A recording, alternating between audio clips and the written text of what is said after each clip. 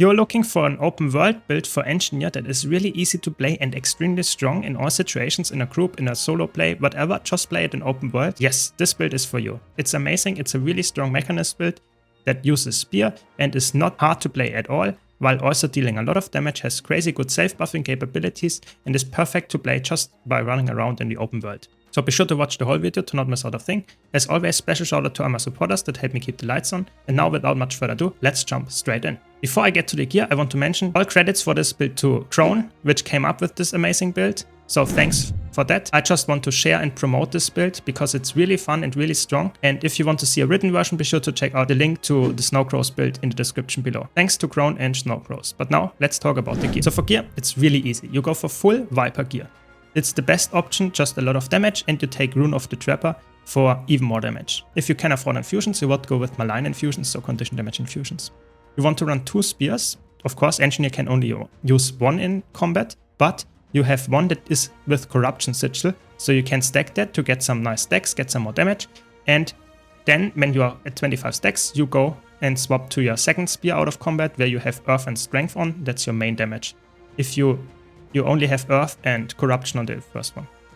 Don't forget that this goes away if you go down, and if you go underwater and don't have it equipped there as well, the Corruption Sigil, you will lose it as well, so do that on your Harpoon Gun as well. If you want to be more tanky, you can swap for Trailblazer, and this will be completely fine as well. This is just the most aggressive version.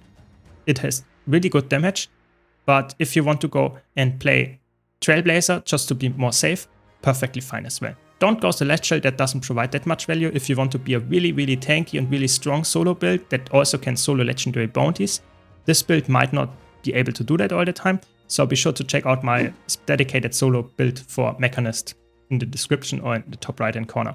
For trinkets, again, full Viper or Trailblazer. And then for your relic, definitely go with Relic of the Fractal. It's just the best amount of damage that you can get. For food and utility consumables, I would always go with Cilantro and cured meat flatbreads for some lifesteal and some condition damage and expertise. For the utility consumables, you would go with tuning icicles or something of similar stats. Just get more condition damage. Before I go to the traits, I want to mention if you like this video, be sure to leave a like, and if you want to see more content like this, don't forget to subscribe. But now, let's talk about the traits. So for the traits, you go Tools, Firearms, and Mechanist. Tools is your utility trait line, whereas Firearms is your really good damage trait line. So in Tools, you just get some nice vigor uptime, you get some Condi Cleanse when you use your F skills, which is the mech skills, not the target and return to me, but the F1, F2, F3, so the damaging skills. And you get some more strike damage while you have vigor, which is quite nice because you're Viper build, so you do some strike damage as well. Then you use just some kind of static discharge, just nice, does some nice AoE damage when you use your F skills. Then you do some more damage while your endurance is not full, which is in open world often the case. And then kinetic battery, really, really strong. Gain kinetic charges when you use a tool belt skill, which is also your mech skills. At maximum charges, gain a burst of speed. And this speed is super speed, but also quickness. So you get that quite consistently just by spamming your F1 to F3. You get some nice super speed and quickness. Really, really good. Then Firearms, very nice damage traits. You get some passive bleeding.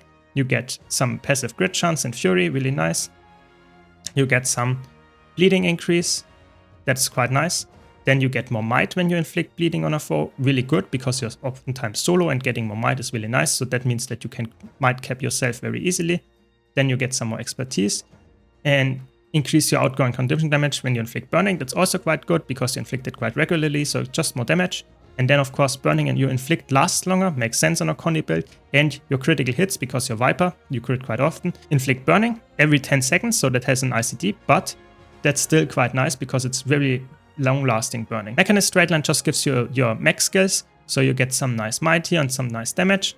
Then your mech does even more damage and inherits your condition damage and expertise, so it does more condition damage obviously. And then you take Jade Dynamo so that you actually get some quickness as well.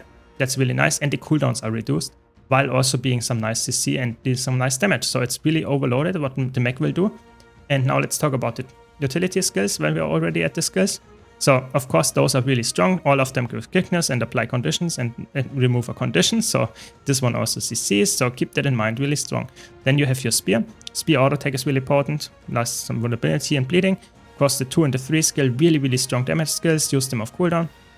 This one is also leap finisher if you want it. And then the 4 skill is only used for CC, not for damage necessarily. And the 5 skill is a nice evade that also does some heavy damage and is a blast finisher, so use it of course also for damage. Then you have your Rectifier Sickness, it's some really nice passive healing. You can use it if you need some active healing. However, you will not keep the passive, keep that in mind. And then you use Elixir Youth for some stun break, quickness, stability, vigor, really overloaded skill. Getting yourself more quickness is really strong so that you can have quickness almost all the time, it's really strong. And then you have Superconducting Signet, increases passively your outgoing damage, as well as the Shift Signet for increases passive movement speed, and your wounds are copied to your mech. You would not use them actively, only if you really needed to. For example, this one is a stun break in the Condi Cleanse and the teleport, but the passives will not remain because you don't take that trait, so you should typically keep them if you can.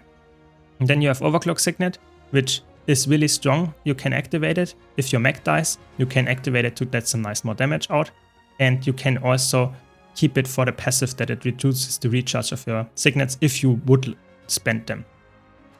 That's the build. You can swap around some stuff. For example, you could go for Toolkit if you wanted to get some block. You could go for Elixir S for some invulnerability.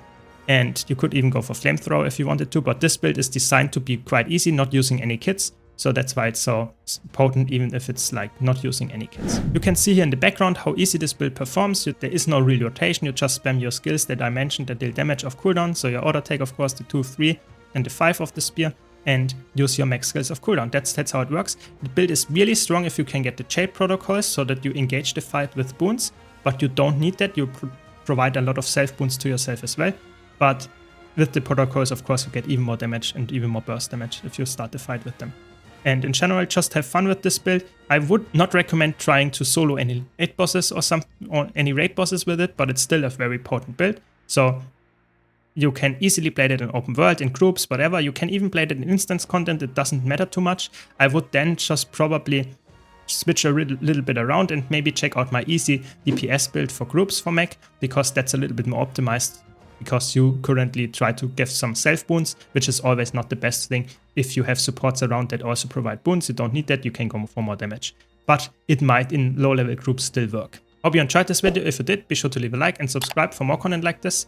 Thanks again to Krone and Snowcross, and all credits to those. Thanks again to all my supporters that help me keep the lights on, and I hope to see you all in the next video.